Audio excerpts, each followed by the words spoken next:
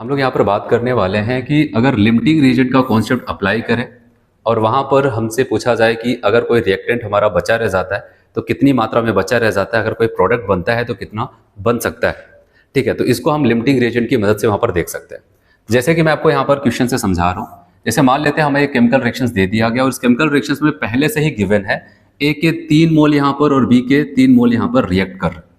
अब अगर हमसे यहाँ पर देखा जाए कि इन दोनों में से लिमिटिंग रीजन कौन है, तो सिंपल सा कॉन्सेप्ट होता है, जो भी मोल हमें दिया गया है और यहाँ पर जो रिएक्शंस में जो आगे नंबर आपको दिखाई दे रहे हैं ये इनके कॉफिशिएंट्स होते हैं। अगर कोई नंबर नहीं, इसका मतलब यहाँ पर 1 कॉफिशिएंट्स है। तो जब भी हम यहाँ पर एल आर को निकालते हैं, लिमिटिंग रिएजेंट्स को निकालते हैं, तो सिंपल का कॉन्सेप्ट होगा कि जो भी मोल हमें क्वेश्चंस में गिवन है हम क्या करते हैं, उसको उसी के ही कॉफिशिएंट से डिवाइड कर देते हैं।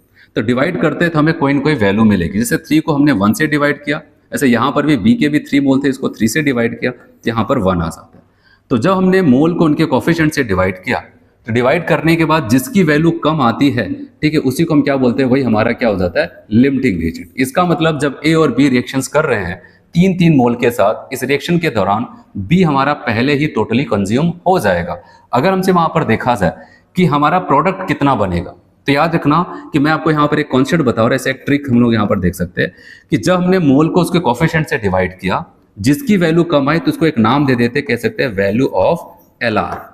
इसको क्या कह सकते हैं, वैल्यू ऑफ एल आर कह देते हैं। और जब भी हमें प्रोडक्ट का अमाउंट पूछा जाए कितना मोल बनेगा, एक सिंपल सा फॉर्मूला यूज करेंगे। इसके जो भी स्टिक्योमेट्रिक कोफिशिएंट होंगे, वहां पर जो भी स्टिक्योमेट्रिक कोफिशिएंट होंगे into value of L R, ठीक है, उसका वैल्यू ऑफ एल आर कर लेते हैं। जैसे स्टिक्योमेट्रिक कोफिशिएंट यहाँ पर पी के कितने कोफिशिएंट है कुछ नहीं लिखा, इसका मतलब 1 है। और वैल्यू ऑफ एल आर कैसे निकला, मैंने आपको कहा जब हमने मोल को उनके कोफिशिएंट से डिवाइड किया, तो जो सबसे छोटी वैल्यू आई उसी छोटी वैल्यू को हम कह देते हैं वैल्यू ऑफ एल आर। यहाँ पर 1 है तो हम यहाँ पर देखेंगे तो हमारा कितना आ जाएगा, मोल 1 मोल आ जाता है। जैसे एक और एग्जांपल्स हम लोग देखते हैं यहाँ पर। अगर यहाँ पर हम लोग देखें, जैसे कि मान लेते हैं हमारे पास एक और केमिकल रिएक्शंस यहाँ पर है और इसके लिए अगर हमसे पूछा जाए, ठीक है, यहाँ पर अगर इसके लिए पूछा जाता है,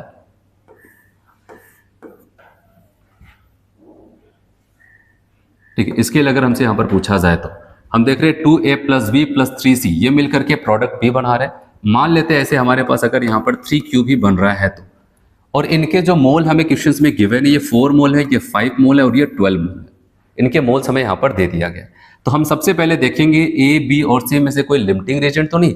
और कैसे देखते हैं, हम सबसे पहले जब एल आर को निकालते हैं तो हम यहाँ पर क्या करेंगे, सबके जो भी मोल्स हमें प्रोवाइडेड हैं हम क्या करते हैं, उनके ही कोफिशिएंट से उसको डिवाइड करते हैं। जब 4 को 2 से डिवाइड करेंगे तो 2 आएगा, बी के कोफिशिएंट 1 है तो 5 को 1 से डिवाइड किया तो 5 आया, और इसके कोफिशिएंट यहाँ पर अब बताओगे 3 है, मोल 12 था, 12 को 3 से डिवाइड करते हैं तो 4 आ जाता है।